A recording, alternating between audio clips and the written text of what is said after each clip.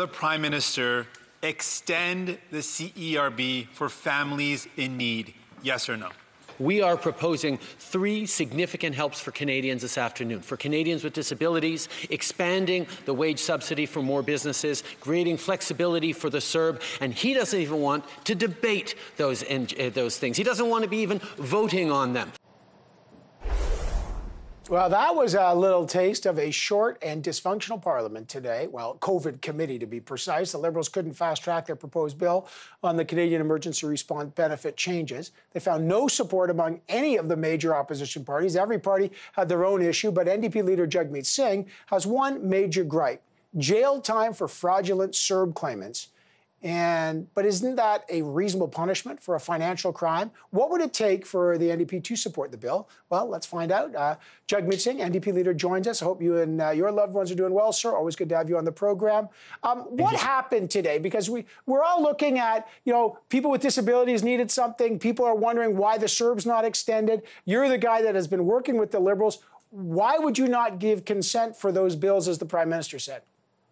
Well, first off, our number one concern was we wanted a real concrete commitment that the government would extend CERB. That was a real sticking point for us. We know a lot of families are looking at a month from now, 3 weeks from now, a couple weeks from now, and they're going to run out of CERB. They can't go back to work, and they're worried about how they're going to put food on the table. To those families, I want them to know that the CERB will be extended. And that's what we're pushing for, that the government commit to expanding CERB. That was first and foremost. Our second biggest push was for the disability support. We support it, but we want help to go to all Canadians living with a disability. What the Liberals are proposing is a tax credit that would help some, but not the most vulnerable, not the most in need. And so that's our second really big concern. And then thirdly is that we have existing fraud laws that are in place. There's a tax system that's in place, that in a pandemic, if you want to go after someone who's committing fraud, identity theft, there are criminal laws in place with a whole host of clear laws that people know, and if they violated them, they violated a law that existed. But putting a criminal offense effectively in place for applying for a benefit is going to, because it's so broad, capture people who might have applied but were only at $4,900 instead of $5,000, who worked for lost 13 days instead of 14 days of work in the cutoff period. So that doesn't make any sense to send someone to jail over 1 day or a couple $100s. Right. They said that they were willing to sort of change eligibility, but the bill does state, and it's a draft bill, that it's only people who, quote, knowingly cheat the CERB system will be penalized. If you find someone who knowingly cheat, and I just talked to Minister Qualtrough, she says between 1% and 2% of the claims are fraudulent. There's 8.4 million Canadians. So, you're talking about somewhere between 80 and 160,000 Canadians who may be defrauding the system. Don't you think those people should be punished in order to protect the people who honestly need it? Well, first off, our major push is we wanted the government to commit to expanding CERB for families in need. But when it comes to someone who's committed fraud, there is a long established series of laws that prohibit fraud. That is already present. There's all sorts of laws and jurisprudence and case law that allow someone to go after anyone who's committing fraud. What I'm concerned about is if the government says someone knowingly, yes, someone knowingly would have applied at the 13 days of no work as opposed to 14 days of no work, would that person be going to jail based on what's been proposed? Yes. Would someone who earned only $4,900 instead of the $5,000 cutoff, they knowingly still clicked on yes, even though they were a little bit below the 5,000 cutoff point? I don't think that person should be going to jail, nor should that person be getting a hefty fine. That's what the government's proposing. Instead of using the existing fraud laws, which are very specific. Go on. Are all these concerns enough to not make Parliament work? I know there wasn't unanimous consent. The Conservatives also had their issues with this.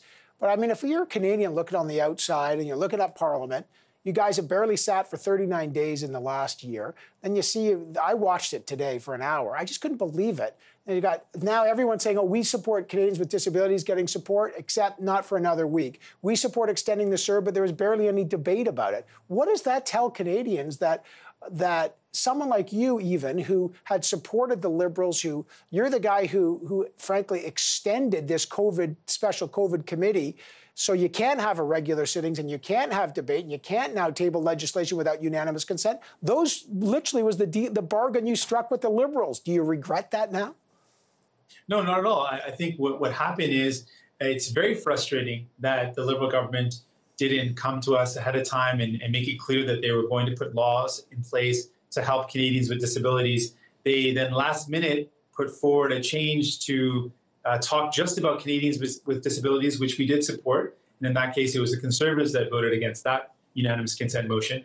But yeah, it is frustrating. I'm frustrated that the Liberals have taken so long to get help out to Canadians in need, that they haven't committed to clearly extending CERB, and they haven't delivered help to all Canadians living with disabilities. That's frustrating.